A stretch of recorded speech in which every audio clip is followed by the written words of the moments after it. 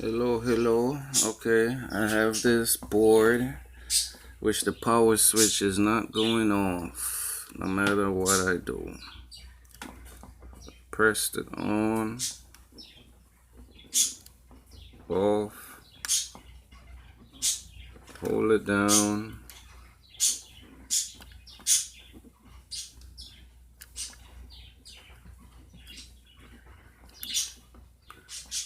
Not responding. The remote seems to be fine.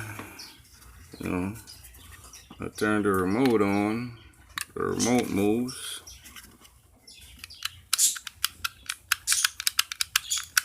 But the board is not responding, nothing.